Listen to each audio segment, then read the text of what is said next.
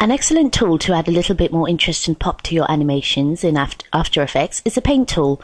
You can paint on any video layer and Paint will give you the ability to create a much more hand-drawn, stylized look for your animations.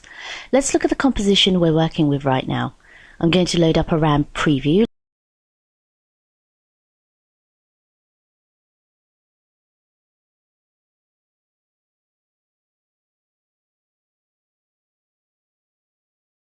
Let's go ahead and stop playback. As you can see, it's rather shaky footage that will definitely stabilize later in the title. But for now, I like how it's shaking around the scene. I want to add some shaky paint strokes behind the word "ride" so we can better stylize it and match the whole scene together. Now the paint engine works on any layer, so we need to be in the layers panel. I'm going to paint directly on our video player, so let's go ahead and double click on layer 2 to open the layer panel. Now there's a preset paint workspace, so let's go up to the workspace option and change it from standard to paint. Now, just so I can see more clearly what's going on in the scene, I'm going to resize or reposition my window. You want to just make sure that this composition window is positioned so you can see the word "ride." I'm going to press the spacebar to grab my hand tool and just sort of reposition it here. Okay. Now let's make sure we have our layer panel active and grab our brush. It's up in the toolbar. You can press B or Control B on Windows to select. Once we select the brush, notice we have our paint panel over here and our brushes. The brushes panel will allow me to choose different tips for my brush. If I drag up here, you could see I could reset the diameter, the roundness, the hardness, and if you have a Wacom tablet, it even has options for pen pressure and angle, etc. I'm just going to choose 17 pixels and we'll just move our brushes options down out of the way. The paint engine allows me to specify the opacity, the color, as well as what channel I'm painting on, and then the duration. If we click on that, we can set it to constant, right on, single frame or custom. Well, let's choose right on to start. Now I'm going to move my current time indicator to around 1 second because that's when I'd like the paint strokes to start appearing. Now since we have this kind of cool red board, I'll leave red as my paint color. If you wanted to change yours, all you have to do is just click in the color wheel and change it. Now we can click and drag, and as I drag around the scene, I want to kind of create a jagged brush stroke.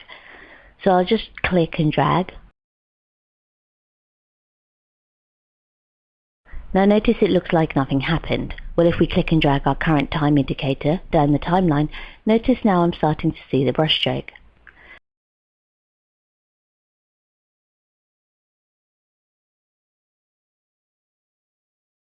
Let's select layer 2 and press U on the keyboard to open our animate parameter. I'm just going to make the timeline a little larger as we're working here so we can see what's going on. Notice the brushstroke automatically recorded the end parameter. If we collapse our brush and then open it up again, see we have options for the start of the stroke and the end of the stroke. So let's say I wanted to increase the size of the stroke after I already painted it. I could click and drag on the diameter. Now when we scrub through, you can see here in my composition panel, my stroke is actually animating itself into the scene. Let's actually watch this with a RAM preview.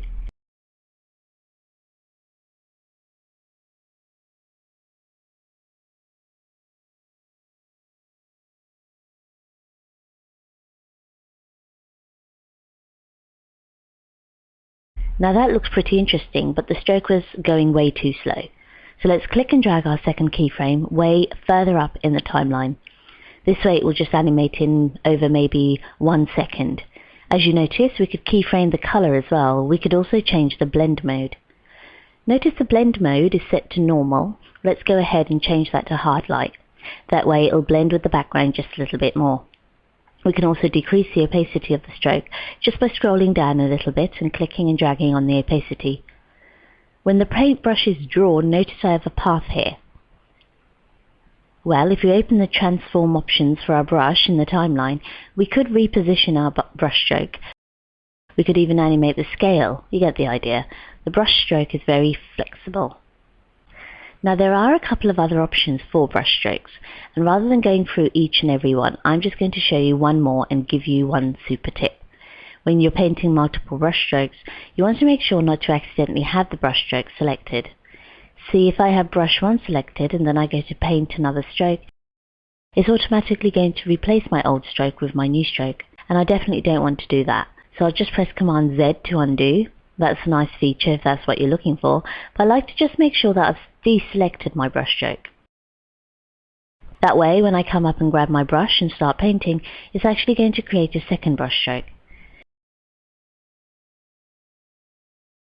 See, here for my second stroke. So for this one, I'll go ahead and open up the stroke options and just change the colour. Let's change this one to kind of blue, and just so it blends a little bit more, let's move down the timeline here.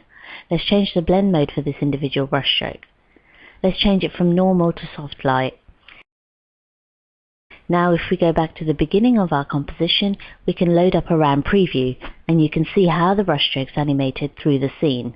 Just remember, anytime you paint a brush stroke, it's not set in stone. You can always go down to the timeline and make your adjustments.